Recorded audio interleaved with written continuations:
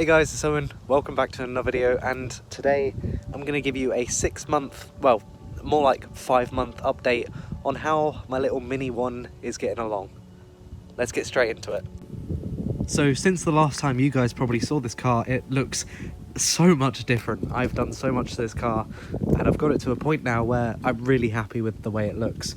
So the first to go, well, actually was the entire bonnet. This is an entire new bonnet, which I got, I think it was 25 quid from a breaker's yard. So it's the same chili red colour, but it just doesn't have all the lacquer peel down the middle, which really made the car look ugly. As a result, the black stripes also went. I just got rid of them as a whole because I didn't really like them in the first place. The spotlights that I had on the front, they're actually not on, but I still need to put them back on because I quite like them. Yeah, so the black stripes are gone. That means all the way around, so on the back as well. This is the original boot lid still, and yeah, I'll get into this in a second. But if you can't tell already, I have passed my test. I passed in June, so I'm now able to drive the car and have been for the past however long, and I'm really happy with how the car's getting along. The next change on the list is actually the alloys. So if you may remember back to the original video I did on the car, it had the 5-spoke, I think they're called rocket wheels. There was nothing wrong with them, to be fair. I prefer this sort of pepper pot style that they do, so I managed to pick these up fairly cheap, and they're what the car is rocking now, and I think they look a whole lot better. So yes, if you ever needed confirmation that the lacquer on chili red minis is really weak, this was actually where my L plate was stuck on, and as soon as I passed my test I took it off obviously, and yeah, I used adhesive. Bad move. Never use adhesive on the lacquer like this, because now I've got that permanent mark. I'm still tempted to get a new boot lid to replace it, but it's just, yeah, it's there. I can't do much about it. Moving on next, actually, probably the biggest change, other than obviously the bonnet and wheels, everything. White roof. You may remember he had a black roof before to match the stripes that went down it. I got it redone by a local sort of vinyl wrapping place, so now it's white because I think that kind of suits the colour of the red minis a bit more than the black. I prefer the white, and so that's why I went for it. Obviously I did the mirror caps to go with it. I actually painted these myself, so I think it looks pretty good. I'm really happy with how it turned out, and yeah, it's really getting there. The next change I'll move on to is the lights, actually, if we disengage the steering lock. So I did a little bit of a conversion on the lights. So obviously up here we've now got LED bulbs either side, so I think they look a whole lot better and a lot brighter during the night.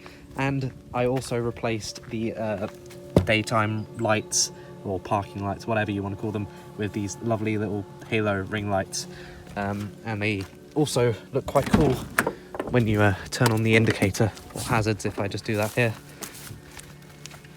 so as you can see, the ring goes out and then it starts indicating. I just think they look a whole lot better and quite cool. It sort of modernizes the look of the car. So yeah, that's what's been done. I've also got are they on? Yeah, I've got LED lights on the rear. I guess this is a next point to get onto. Yes, that is a reversing camera, albeit a bit mucky. But yeah, let's next go on to the inside of the car. So getting into the inside, this is probably the biggest change from the last time. This is a Sony, oh god, I can't remember the model number, but basically it's a CarPlay compatible touchscreen stereo. I did this install all myself, so you had to do the double DIN conversion because obviously from stock these are single DIN, and I've got to say it was worth it. This has made my life so much better, and obviously I'm not going to play the stereo and I can't connect to CarPlay because I'm recording with my phone, but it's such a good system. I'm really happy with how it looks. And obviously moving on to that reversing camera, if I pop it into reverse, there you go. It's really cool. I'm really happy I did this. although the Mini is a really easy car to maneuver and I don't use this half the time, I installed the stereo, the functionality was there, so I thought I may as well do it, and well, it does look quite cool. But other than that, on the interior, pretty much everything's the same. We're now on 94,862 miles. I think when I bought the car it was on 88,000, so I've done quite a bit of mileage. And yeah, it's been holding up well. But now we move on to the issues that I've faced with the car. So unfortunately recently I've been doing, well, around like 300-mile trips during the holidays, and I kept noticing that the oil level was on low every time I came back from these journeys. So the car, it's either burning through oil or it's got an oil leak that I can't find somewhere. It doesn't do it when I do small journeys, so I'm guessing the engine is just burning off the oil, just at a very rapid rate, which isn't a huge deal. I just keep oil in the back, and it's a BMW Mini anyway, so you've got to top up the oil at some point. It's just, you know, it's a weird issue that I've run into, but that's it for oil. It kind of just does that. Next up, in terms of issues, well, this isn't a fault of the car, to be fair, I don't think. About a week into passing my test, I took all my friends out in the car. Obviously we had a great time, and on the way back I went down a narrow single track road and hit a massive pothole. Fortunately didn't damage the tyre, but it decided to destroy the top mount instead, so I'll put in a clip of how it sounded.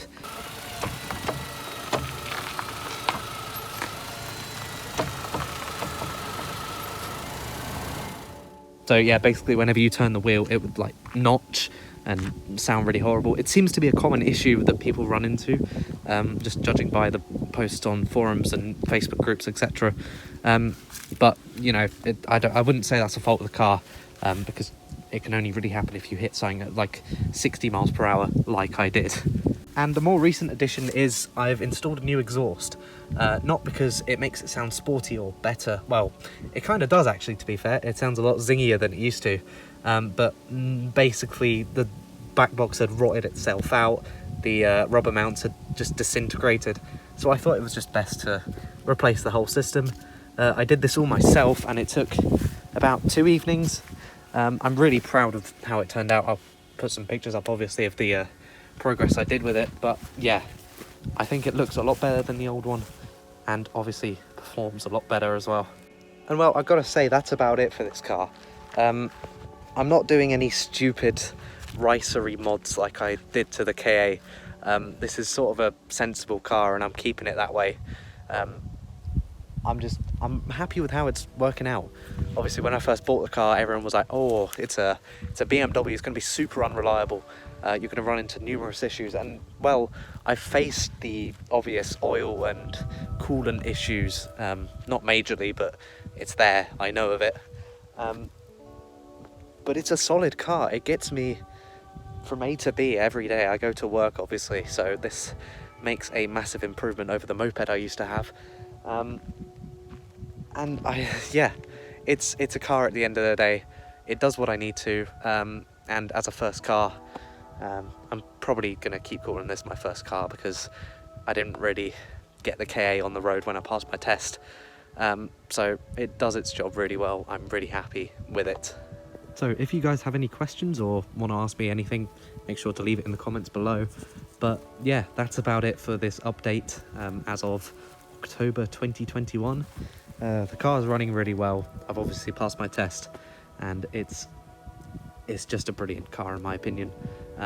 You can't, for the money, I would say you can't get anything that feels as sporty as this. It just grips around corners. It's low down. It feels like a sporty car in my opinion. Obviously compared to the KA that I had before, this is heaps better, has tons more features. You know, I have a trip computer that tells me my miles per gallon. That's just still mind-blowing in my opinion. But yeah, thank you all very much for watching. I hope you like this update, and I'll see you in the next one. Goodbye. And at the end of this video, I'll throw in a little driving clip so you guys get to hear what the car sounds like.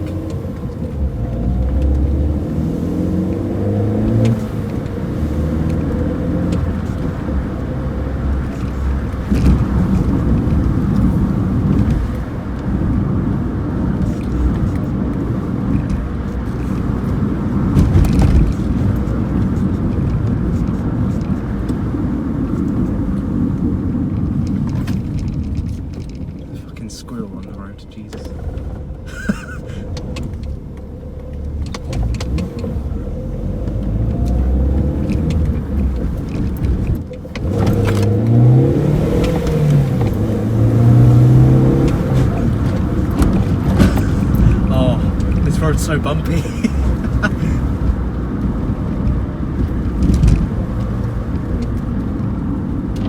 I will say that's the only downside to having such a low car, is that you do catch your front end on everything. Be it I live around like roads like this and it's just scraping on everything, so not so much fun, but the way the car sounds and feels and handles makes up for it.